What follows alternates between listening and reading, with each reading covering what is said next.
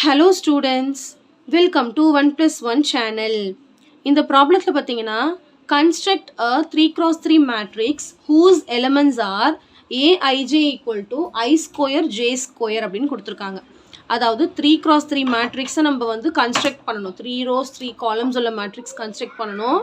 அதோட எலிமெண்ட்ஸ் வந்து aij equal to I square j square அப்படின்னா என்னன்னு நான் சொல்கிறேன். ஃபஸ்ட்டு வந்து ஒரு 3x3 மேட்ரிக்ஸை நம்ம எடுத்துக்கலாம். 3x3 மேட்ரிக்ஸ் எப்படி இருக்கும்னு பார்த்தீங்கன்னா அதை நான் ஏன்னு நேம் பண்ணிக்கிறேன். 3x3 மேட்ரிக்ஸ் எப்படி இருக்கும்னா A11 A12 A13 அதாவது first row first column first row அதில் தான் 1 ஃபர்ஸ்ட் ரோ ஃபர்ஸ்ட் காலம் 1 ஃபர்ஸ்ட் ரோ செகண்ட் காலம் 1 ஃபர்ஸ்ட் ரோ தேர்ட் காலம். ஒரு 3 ரோஸ் இருக்கணும் இல்லையா, 3 காலம்ஸ் அதனால 3யோட ஸ்டாப் பண்ணிட்டேன் காலம். அடுத்து second row first column, second row second column, second row third column. சரிங்களா, அடுத்து தேர்ட் ரோலையும் அப்போ A31 A32 A33. ஸோ இதுதான் ஒரு 3x3 மேட்ரிக்ஸோட ஃபார்ம். இப்போ ஃபார்முலா கொடுத்துருக்காங்க aij equal to I square J square. அப்படின்னா என்ன அர்த்தம்னா இந்த எலமெண்ட்ஸ்லாம் நம்ம என்னன்னு கண்டுபிடிக்கணும்.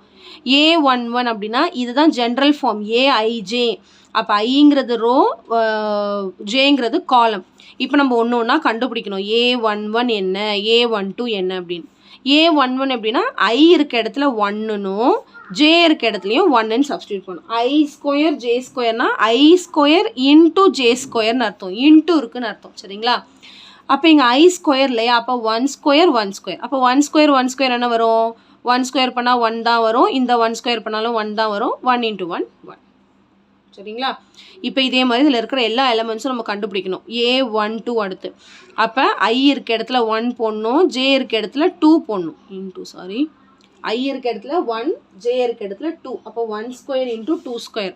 இப்போ 1 ஸ்கொயர் பண்ணால் 1 இன்டூ 2 ஸ்கொயர் பண்ணால் 2 2s are 4 1 4s are 4. கரெக்டாக போடணும். சரிங்களா, இப்போ அடுத்து A13 கண்டுபிடிக்கணும். A13னா 1 ஸ்கொயர் இன்டூ 3 ஸ்கொயர். ஐ இருக்க இடத்துல 1, ஜே இருக்க இடத்துல 3. 1 ஸ்கொயர் 1, 3 ஸ்கொயர் வந்து 6 கிடையாது. 3 3s are 9. 2 டைம்ஸ் மல்டிப்ளை பண்ணும். இப்போ 1 × 9 என்னது 9. ஸோ இப்போ இதே மாதிரி எல்லாமே கண்டுபிடிக்கணும். அடுத்து மூணுமே ஃபஸ்ட் ரோவில் உள்ள மூணுமே கண்டுபிடிச்சாச்சு. இப்போ அடுத்து செகண்ட் ரோக்கு போகிறோம். A21 அப்போ ஐ இருக்க இடத்துல 2னும் ஜே இருக்க இடத்துல 1னும் போடணும். இப்போ 2 ஸ்கொயர் வந்து 4, 1 ஸ்கொயர் வந்து 1, 4 × 1 4. சரிங்களா, அடுத்து A22 கண்டுபிடிக்கணும். A22னா என்ன அர்த்தம், 2 ஸ்கொயர் இன்டூ 2 ஸ்கொயர்.